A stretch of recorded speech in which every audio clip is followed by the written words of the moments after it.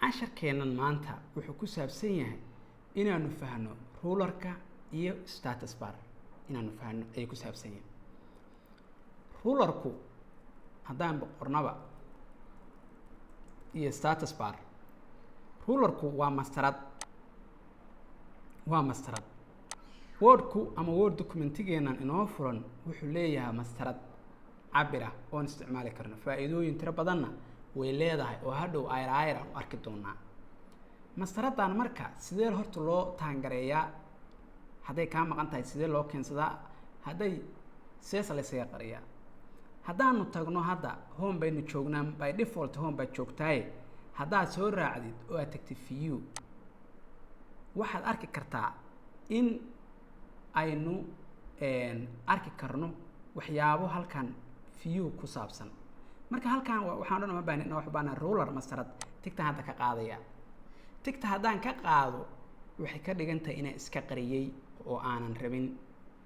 haddaan tigta soo saartana halkan fiiri hadda waxbaad ka arkaysaa. hadda halkan waxba ma yaalaan iyo halkan waxbaa soo gelaya. haddaan rulerka soo saarto waxaa arkaysaa ruler tiris 1 2 3 4 5 inay soo gashay. rulerkii marka sidaas ayuu igu soo kacsan yahay. homekayga aan isaga noqdo waaye. marka waxaan isweydiinaynaa waxa weeye rulerkan maxay faa'iido ay leedahay. faa'iidada leedahay waxa weeye dee hadda tusaale ahaan qoraalkayga ay qoran haddaan rabo inaan durkiyo kale rulerkan ka durkin karaaba soo maartid yaa rulerkan ka cabiran karaa. hadhow qoraal kastoo aan qorayo waaw Soomaaliya ha noolaato ha la isku dheelo soo maartid wixii laynkaasi ku socdaan rulerkan samaysta. haddana gabay baa qorayaayo saas haddana u sii durugsaday warsame xaliimo ana shaax jineer abyad fatkaab soo maartid. haddana waxaan rabaa safka labaad inaan kusoo noqdo rulerkan soo qabsanayaa ee dhantigaan u isticmaalayaa annaka iyaga isaga nuka soo maaragtid. marka rulerka macnaha wax weynaa ku maamuli kartaa oo la xiriira documentiga ayaad u isticmaali kartaa. marka rulerka halkaa inoo joogto oo soo noqon doonaa iyadana. waxaan rabnaa marka hadda inaan wax ka fahanno waxa la yiraahdo status bar. waxaa jirta documentigeenna halka hoose haddaanu fiirino line-kan fiiri hoos indhahada soo fur line-kan okay. line-kan waxa la yiraahdaa status bar. status barku wuxuu leeyahay faa'iidooyin badan.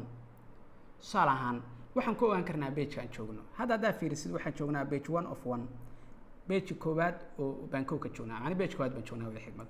haddaan laakiin page-ka labaad tago waan ku qoro Soomaaliya xirfadkaab college of technology iyo wax lamid haddaan ku qoro waxaa aragtaa inaan joogo maxay page 2 of 2 ayaan joogaa. marka page-ku ii sheegaya aan joogo korkayga aan isaga noqdo wuxuu kaloo ii sheegayaa erayada ayuu ii sheegayaa. hadda waxaanu haystaa maxay 27 eray baan qoray. haddii essay lagu diro ama research lagu diro ama lagu dhaho soo qor waa inuusan documentigaadu ka yara ka badnaan 500 oo eray meesha laga fiirsado waa meeshaas. marka ama jaamacadda kanaysa ama dhamaysayba aad qoranayso meeshaas. marka wordski waa kuwan ma fahant all right. marka waxaan rajeynayaa halkaas inaan isla fahnay. waxaa kaloo muhiima haddaynu tagno aan taa iska badayno oo aynu tagno halkan cornerka ah waxaa jirta modiska ama noocyada loo aqrin karo documentiga. 3 nooc ayaa documentiga loo aqrin karaa. 3 nooc ayaa documentiga loo aqrin karaa. nooc waxaa la yiraahdaa reading mode. haddaan hadda ku dhufto reading mode faa'iidadeedu waxa weeye markaa rabtid documentiga inaad akhrisid ayaa loo isticmaalaa. waa aragtaa marka hadda siduu iga dhigay si balaaran buu iga dhigay. 4 falaarood ama click baan siin karaa. haddaan rabo dib inaan noqdana click baan siin karaa ama 4 falaarood baan isticmaali karaa. falaarta midig falaarta bidix up arrow down arrow. saada warkaa waraa fahamtay ma kan waa reading mode oo buugga in wax laga bedelo ujeedku ma aha ama wax lagu qoro ma baahaba ujeedku. soo warkaa ma fahmin. waxaa jirta mid la yiraahdo print layout. print layout-ku waa sida rasmiga oo page-ku yahayo waa qaabku daabacaadda u noqon doono iyo markaas inaad wax ku qortid ama wax ka bedeshid documentida sida rasmiga waa print layout-ka waa saasaan wax lagu qortaa marka waxaan daabacaad u diyaarinaysa ama documentiyan u diyaaris print layout-ka lagu diyaarsadaa waxaa kaloo jirta web layout oo ah layout-ka saddexaad layout-kan ujeedkiisu waxa weeye markaa rabtid documentiga inaad u diyaarisid tusaale ahaan waxaa lagu isticmaali doonaa website ama wax la mida oo html iyo wixii la mida ayaa web layout-ka marka labadaana ay u badan tahay inay isticmaali doontid print layout-ka oo ah markaa documentiga qoranaysa iyo kan oo ah reading-ka oo ah markaa rabtid inaad akhrisid documentigii ama wax la mida waartid bal isha inaad marisid ilan sidaan dheer waxoogaa si ugu abdalan tahay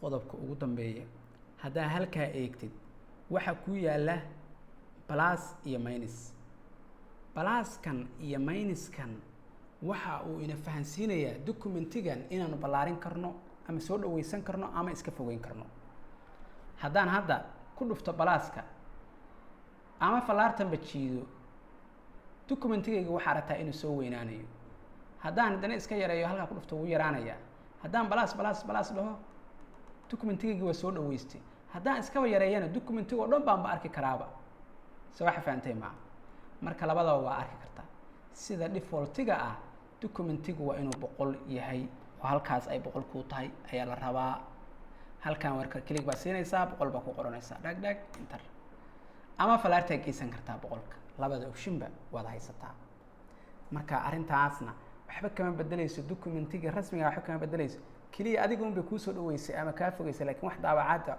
xuseeya ma ahan taana wax rajeenaya inaan si wanaagsan iskula fahanno qodobka ugu dambeeya waxaan rabnaa inaan fahanno quick access toolbar quick access toolbarku inta badan wuxuu soo koraa halka ugu sareeya ay soo koraa marka wax weeye ujeedka ugu weyn oo quick access toolbarku inaad heshid waxyaabo badan aad samaysan lahayd ayuu kuu soo fududeynaya quick access toolbarku wax kale ma qabto marka inta badan gees buu kuu soo fuulaya haddii marka aad waxaad awoodi kartaa in aad wax ka bedelatid oo wax ku qoratid iyo wixii la mida ayaad awoodi kartaa quick access toolbarka markaad isticmaalaysid marka taana waxaan rajeynayaa si fiican ayaan iyadana insha Allah tacaala aynu u sharaxi doonaa haddii Ilaahay yiraahdo all right haddaan marka hal mar fiirino view-ga hal mar ku dhufto waxaan sidoo kale arki karnaa halkan view haddaan ku dhufano waxaan arki karnaa documentigeena waa kan meeshii aan isticmaalaynay halkaan isticmaali karnaa zoomtaan isticmaali karnaa oo aad soo dhaweysasho marka 100% 200% baa dhigi kartaa saana u soo dhaweystay zoomtaan ku dhufanay 100% aad dhahaysaa dhag saanaad u soo dhaweysanaysaa saanaad ka dhiganaysaa marka documentigu sidaas ayuu nidaam ahaan iyo system ahaanba inoogu shaqeynayaa halka qodoba markaan u soconno intaan quick access toolbarka aynan furin waxa weeye tusaale ahaan documentigaana kugu qoran ya waxaan u bixinay documentigan ruler 1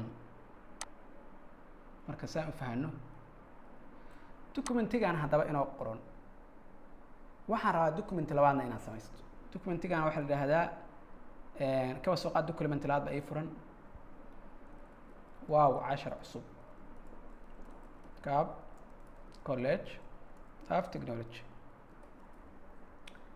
marka waxaan rabaa inaan u kala wareego labadii documenti qaabkee ugu kala wareegi karaa kan waad la socotaa halkaas sare haddaa fiirisid document 2 way kii horena document 1 buu ahaa maadaama aanan save gareyn oo magac u bixin marka sidee ayaan u isticmaali karnaa documentigaas sidee ayaan u isticmaali karnaa haddaynu marka fiirino sidee ugu kala wareegi karnaa waxaanu tegaynaa view-ga kadibna waxaanu tegaynaa switch window waa aragtaa document 1 iyo 2 marka document 1 haddaad dhagsiisid waa aragtaa waxaa joogaa kii ruler 1 igu qornayd haddaan switchkii mar labaad ku dhufto document 2 dhahana waxaan si fudud ku joogaa documentigii labaad markaa sidaas ayaa shaqadayda si fudud aan ugu qabsan karaa waxaan rajeynayaa in casharkaas uu informative ku ahaa waa Jineer Abyad. Assalaamu calaykum.